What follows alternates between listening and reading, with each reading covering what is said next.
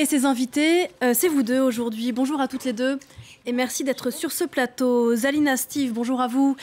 Vous êtes d'origine russe, vous y avez grandi et vous militez au sein de l'association Russie Liberté, qui est opposée non seulement à la guerre en Ukraine, mais avant cela au régime de Vladimir Poutine. Oksana Melnichuk, bonjour. Bonjour. Merci d'être sur ce plateau. Vous êtes ukrainienne, vous êtes ici en France depuis le début de la guerre, depuis février 2022. Je crois que toute votre famille est restée en Ukraine.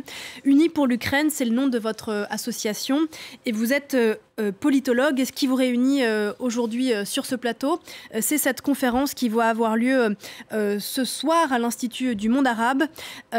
C'est un forum de femmes pour la paix qui fait étape ce soir à Paris et vous allez lancer avec d'autres militantes qui viennent d'autres pays, notamment de Chine par exemple, d'Afrique du Sud. Vous allez lancer un nouvel appel à la paix, on va y revenir tout à l'heure. D'abord, je voulais vous demander, vous comprenez bien sûr le symbole de vous avoir réunis toutes les deux sur ce plateau ce matin. Quelles sont vos nouvelles, à vous, Oksana, peut-être d'Ukraine pour commencer?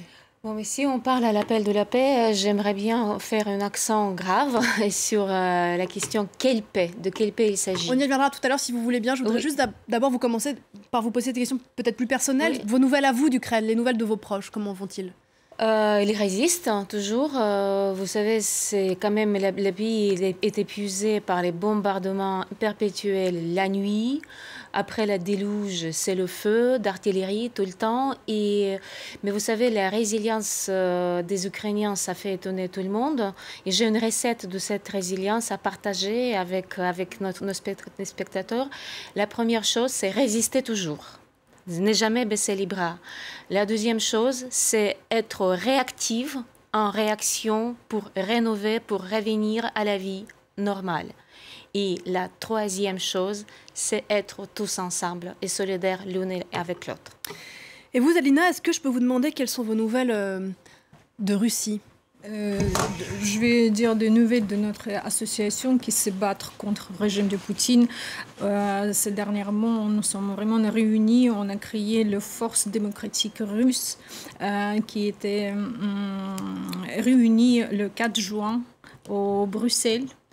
C'est Europarlement qui nous a réunis et c'est vraiment, je trouve, un grand pas vers la démocratie pour la Russie aussi, parce que l'Union européenne, il a montré aussi qu'au final, c'est nous qui représentons les vraies Russie. C'est nous qui sommes la vraie Russie. Ce n'est pas le régime de Poutine, que Poutine, ce n'est pas le président légitime et ça ne sert à rien de parler avec lui, ni pour la paix, ni pour la démocratie en Russie. Vous êtes en contact, j'imagine, avec des personnes qui habitent en Russie aujourd'hui. Oui. Quelle réalité pour les Russes avec lesquels vous discutez à la guerre en Ukraine aujourd'hui? On discute plus avec les associations qui travaillent directement en Russie, qui sont en souterrain aussi, qui se battent contre la propagande ici.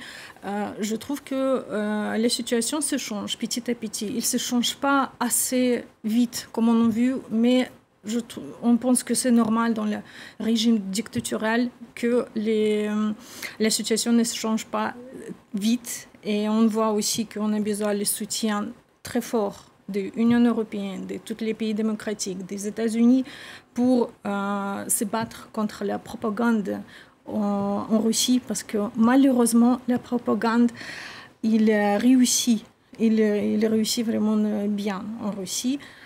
Par contre, les pro-poutinistes, ils deviennent plus en plus moins. Et les gens, ils commencent à se poser des questions en plus par rapport à la guerre. Est-ce que nous avons besoin de cette guerre? Et je trouve que ça, c'est vraiment un point très positif. Oksana Melnichuk, on les entend pas beaucoup, ces Russes aujourd'hui qui sont contre la guerre en Ukraine. Comment est-ce que vous qualifiez leur silence? C'est un silence coupable, selon vous, ou vous comprenez que la chape de plomb, la répression est si forte qu'il est très difficile aujourd'hui, quand on est en Russie, de s'exprimer ouvertement? Vous savez, pour l'être ukrainien, c'est incompréhensible le silence. de toutes sortes. Les Ukrainiens, c'est le peuple qui résiste toujours. C'est pour ça qu'on ne comprend pas pourquoi, jusqu'à présent, pendant 20 ans, le peuple russe était assez... Surtout les corps démocratiques russes, il était assez, comment dire, assez faible. Mais je pense que tout le monde démocratique était assez faible devant cette menace poutinienne. On n'a pas vu monter cet énorme potentiel autoritaire dans lui. L'Ukraine était tout seul clocher dans toutes les cloches. Moi-même, j'étais une militante pour faire attention en tant que politologue. On a monté plusieurs opérations, plusieurs conférences pour dire à tout le monde attention, mais tout le monde a traité comme les nationalistes et les hystériques. Donc maintenant, nous sommes devant la guerre. Ça veut dire que toutes les stratégies de pacification ne marchent pas. Il faut changer toutes les stratégies. Si tu veux de la paix, prépare-toi à la guerre. Il faut maintenant mobiliser toute notre force pour détruire l'armée russe et pour détruire le régime poutinien. Il n'y aura jamais paix en Europe et dans le monde entier en tant que régime poutinien existe. Voilà, donc ce qui vous réunit aujourd'hui sur ce plateau et ce soir à l'Institut du monde arabe, c'est la paix. Vous dites qu'on n'obtiendra pas la paix sans faire la guerre. Sans faire la justice sans aussi. Sans faire la justice. Précisément, autour de quoi, toutes les deux, de quelle paix on va parler? Vous l'évoquiez tout à l'heure, Zalina, de quelle paix on peut parler aujourd'hui? Je soutiens 100% Oksana et on parle de la même paix. À quoi elle ressemble cette paix aujourd'hui? Le paix ressemble à victoire à 100% de l'Ukraine, c'est-à-dire qu'elle récupère tout leur territoire et détruire le régime de Poutine dans n'importe quel moyen. Nous... Pour le moment, nous n'avons pas aussi ce n'est pas pour le moment, malheureusement, nous avons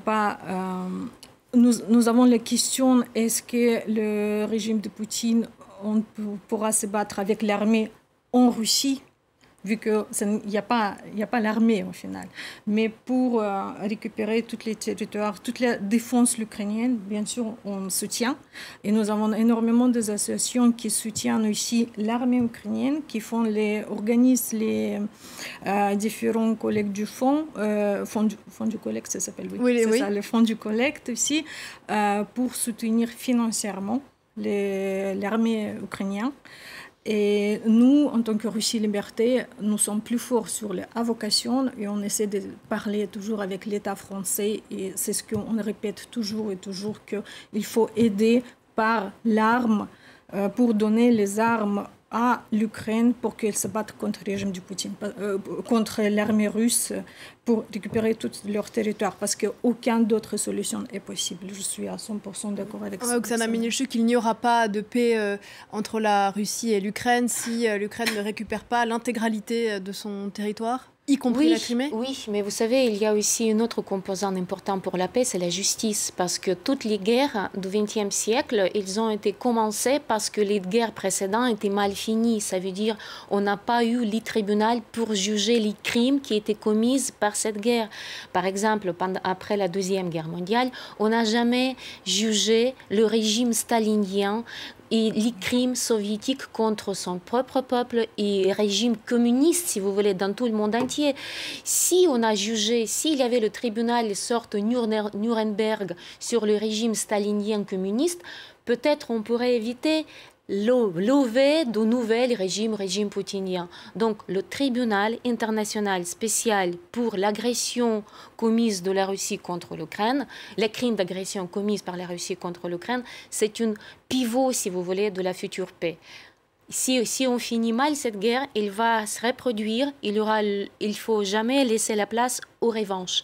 Ça veut dire qu'il faut juger tous les coupables de cette guerre et de monter de ce régime. Et c'est très important pour le peuple russe également, parce que s'ils ne vont pas juger son propre régime qui commet un vrai génocide contre son propre peuple en envoyant en masse sur le front cette tuerie, cette chaîne à, chair au canon, c'est une vraie grime aussi génocidaire. On rappelle que Vladimir Poutine est déjà poursuivi aujourd'hui par la Cour pénale internationale. Zalina Sti, vous pensez vraiment qu'un jour la justice internationale jugera Vladimir Poutine pour ce qu'il a fait. Absolument. C'est pour ça qu'on est en train de se battre aussi, parce qu'on croit vraiment à cette justice. Et je voulais ajouter aussi que vous avez dit par rapport à est-ce que la paix entre la Russie et l'Ukraine est possible après la victoire de l'Ukraine. Moi, je pense que ce n'est pas suffisant. C'est-à-dire qu'on a besoin de changer déjà le régime.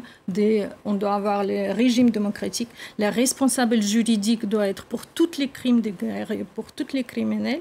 Ce n'est pas que pour la déportation des enfants ukrainiens, ce qu'il y a en ce moment, il y a une ordre pour Poutine et Mme Belova, mais pour tous les autres crimes, l'illustration aussi, et pour que la Russie, il prenne le chemin vers la démocratie aussi, et il prend aussi, tout le peuple doit prendre cette responsabilité. Comme Oksana elle dit, qu'on a sauté des étapes de décommunisation et de déstalinisation. Et là, en ce moment, on aura besoin aussi de dépoutinisation vraiment très fortement. En quelques mots, qu'est-ce que vous voudriez vous dire toutes les deux directement ce matin? Aux notre spectateur ou l'une à l'autre, ou plutôt l'une à l'autre, venant de deux pays aujourd'hui, même si ce n'est pas votre conviction, mais deux pays qui sont en guerre aujourd'hui. Je dirais aux Russes que le peuple est toujours mérite son dirigeant. Et il faut faire attention parce que le peuple est responsable de tout ce qui se passe. Et il ne faut jamais se libérer de la responsabilité. Chacun de nous est responsable, comme en haut. C'est exactement comme en bas. Donc, je souhaiterais au peuple russe de se réveiller, de prendre conscience de sa propre destin, prendre sa destin dans sa main, parce que c'est le peuple qui mérite d'avoir un autre président, un autre moyen d'être gouverné. Et dès que la démocratie s'installe en Russie, la paix dans le monde s'installera aussi. Dalina? Et moi, je vais dire pour tous les Ukrainiens que je suis désolée au nom de toutes les Russes, pour le peuple ukrainien, tout ce qui se passe, parce que c'est quand même ma patrimoine. Et moi aussi, je sens les responsabilités, même si je n'ai jamais voté pour Poutine et j'étais toujours contre, mais je me sens aussi responsable, parce que je suis née dans la culture russe, c'est ma patrimoine. Et j'ai dit vraiment, je suis énormément désolée pour tout ce qui se passe. Il n'y a pas de mots pour ça. Je pense que c'est les années et les années vont passer pour enlever cette honte de tout ce qui s'est passé. Parce que tous les crimes, ils sont énormes. Mais je voulais aussi assurer que nous sommes avec vous, on se battra avec vous et on va faire tout de notre sort pour se battre contre la propagande aussi et en Russie, parce qu'on comprend que ça, c'est vraiment le mot clé du base du régime de Poutine. Ouais. Merci. Merci pour ces mots et merci à toutes les deux, Oksana Menilchuk et Zalina Stiv, d'être venues ce matin sur ce plateau. Oksana pour Unis pour l'Ukraine, Zalina pour Russie Liberté. Vous serez toutes les deux avec d'autres militantes ce soir à l'Institut du monde arabe pour lancer un nouvel à la paix, à la justice et à l'égalité. Merci encore. On se retrouve juste après la pause pour la suite de Paris Direct. À tout de suite.